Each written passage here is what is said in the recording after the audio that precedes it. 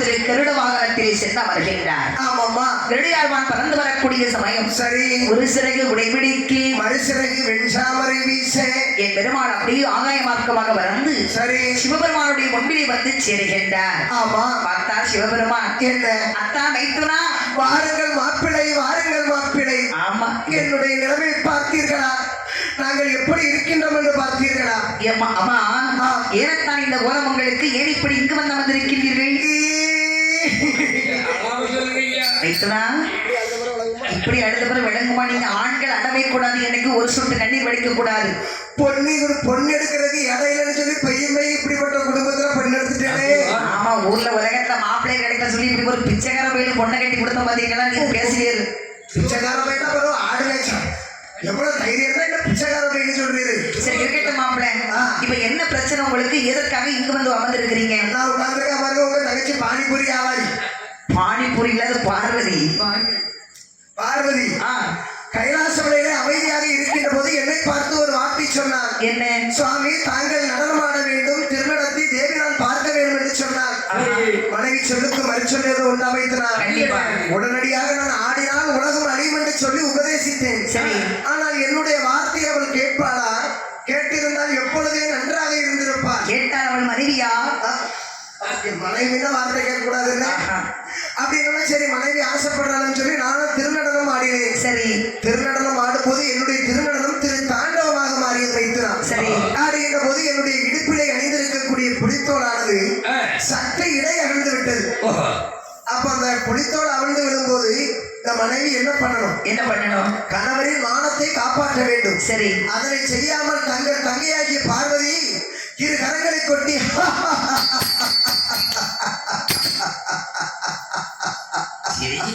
நடு தொண்டர்கள் கொடுத்தது. அதாவது அந்த சிரிப்பு அப்படி சிரிச்சிருக்கா. சரி. அக்கால் தான் சிரிக்கின்றாள் என்று என் சகாபாரத்தில் இருந்தாலே எங்காதேவி அவளும் சிரித்து பூமியில் இருந்தாள். சரி. அந்த பூமி எல்லாம் கங்கையாகப்பட்டது. சொல்லு 14 உலகம் அழிந்து விட்டது வைத்துனா. உலகமெல்லாம் அழிந்து விட்டது.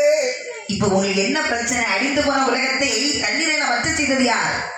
தண்ணீரை வைத்து செய்தது அந்த வல்லூர் இருக்கின்றார் பாருங்கள், தவமுனிவர். ஆமா, அவரும் அந்த திருமகளும் தான் வத்த செய்தது. சரி, தண்ணீரை வத்த செய்தாச்சு. ஆமா. இப்ப என்னை அழைத்த காரணம் என்னவென்று சொல்லுங்கள் இந்த மாயவன் கேட்க.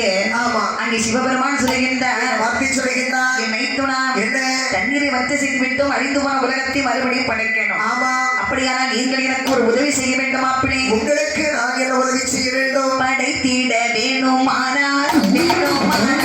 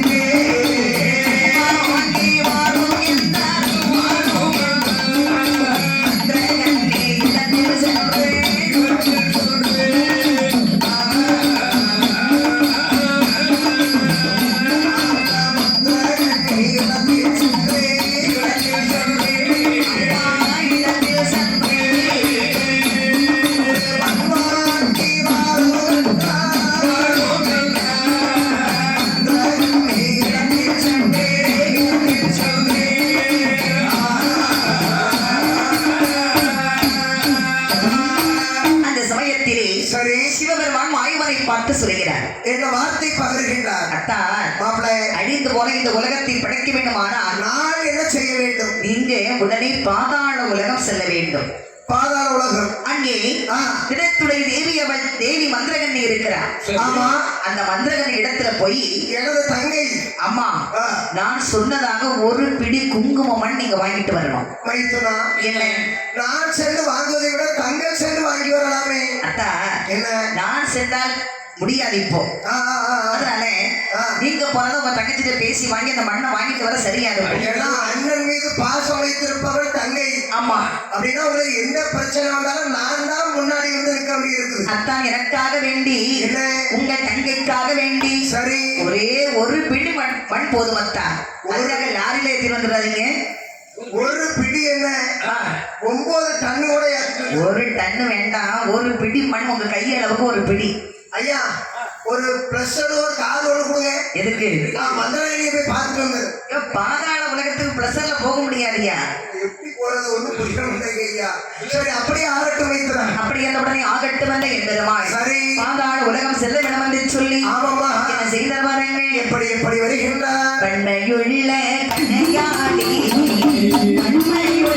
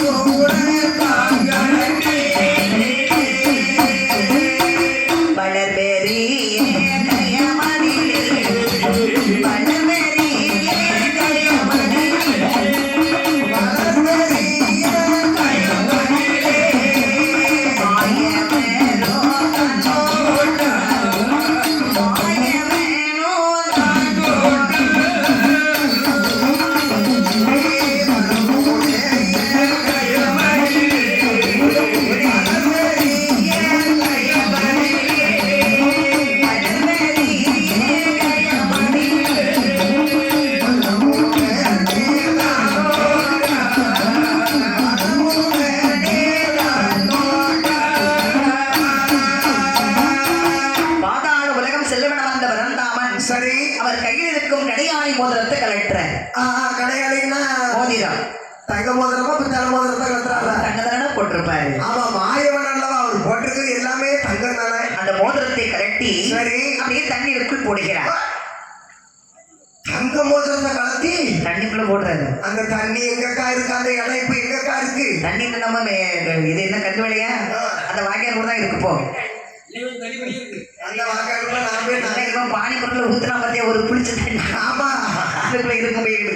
ஒரு கட்டவுக்கு பானிபுரி இருக்கிறது தெரியாம பொடிச்சுட்டு குடிச்சுட்டு தூர போட்டா போறீங்க. பேசப்பட்டா அது கிடையாது. அப்போ கனியாணி மோதிரத்தை கலட்டி போட்டார் பாருங்க. சரி அது என்ன ஆகுது பாருங்க. ஒரு தாமரை தன்னாகவே மேல் வருகிறது. அந்த தண்ணீரின் மேலாக ஒரு தாமரை மலராகவே வந்து வருகிறது. தாமரை தண்டை பார்த்தீங்கன்னா ஒரு மோதிர சைஸ்ல தான் இருக்கும் பாக்குறது. அதை வெட்டி பார்த்தா தெரியும். அப்போ இந்த தாமரை தண்ணின் மேலானது பாதாள உலகம் வரை பாய்கிறது. அம்மா அப்படிலாம் இருந்திருக்கப்பா. உடனே என் பெருமாள் என்ன செய்தார் பாருங்கள். என்ன செய்கின்றார்? ஒரு வேட்டாளி வண்ணாகவே வடிவம் கொண்டார். என்ன வாடி? வேட்டுவாளியா? வேட்டாளி சொல்லுவாங்களா, வீட்டுக்குள்ள கூடு கட்டும். வேட்டாளி கூடு கட்டும். பிளாஸ்டிக் வாடி சில்வர் வாடிங்கிற மாதிரி பொண்டாட்டி உண்டாவனா வேட்டாளி கூடு கட்டும். ஒரு நாள் உண்டாகினா ஒரு நாள் கூடு கட்டிக்கிறாங்க. உனக்கே இந்த சந்தேகம் வந்துச்சு என்ன? எனக்கு பொண்டாட்டி இருந்தப்பறம் அவன் உண்டாவதால கல்யாணம் முடிச்சு சுத்தியான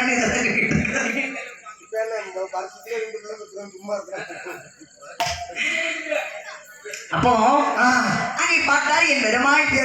என்ன சிலர் பிறகு ஒரு வேட்டாளி வண்டாக வடிவத்தில் கொண்டு சரி தாமரை மலரின் உள் புகழ்ந்தார். ஆமா தாமரை தண்டின் வழியாக சரி அந்த வேரின் வழியாக பாதாள உலகம் வந்து சேருகின்றார். தங்கை அதாவது தங்கை மந்திரகண்ணியை பார்க்கிறேன். தங்கை அண்ணா என் அருமை அண்ணா. தங்கை அண்ணா எப்படி இருக்கின்றாய்? நலமாக இருக்கின்றேன். தாங்கள் நலமாக இருக்கின்றீர்களா? எனக்கு என்னமா உங்க மதனி இருக்கும்போது எனக்கு ஒரு குறை கிடையாது. அண்ணா உங்களை பார்த்து வருடம்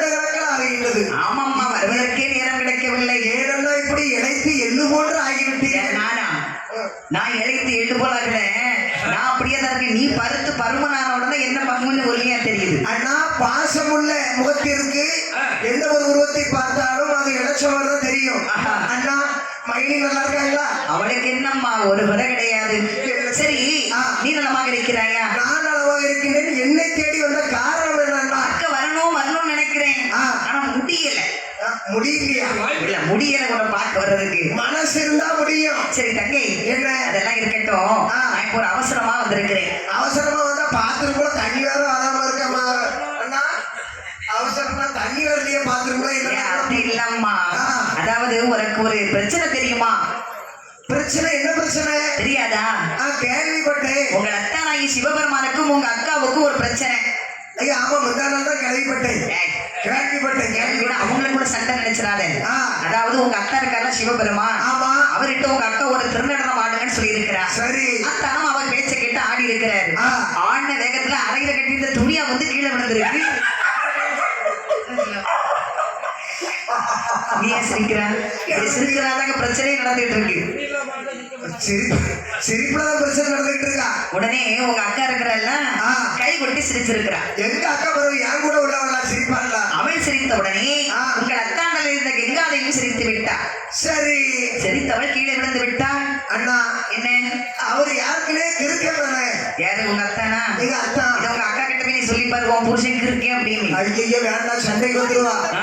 இப்ப நாங்க புருஷ பொண்டாட்டி கூட சண்டை வந்துச்சுன்னா பொண்டாட்டிக்கு அம்மா புருஷனை ஏதாவது ஒரு வார்த்தை மாமியார் மருமோட சொல்லிட்டானா சும்மா விட உண்டாக பாத்துருக்கீங்களா? அம்மா இப்போ புருஷனை பொண்டாட்டி 1000 வார்த்தை பேசுவான். ஆமா ஆமா இடி விடுவான் கொடி விடுவான். சும்மா இருக்க நல்ல விடத்தான் சாக்கடை வருது உனக்கு ஒரு சாக்கடை வரலையே.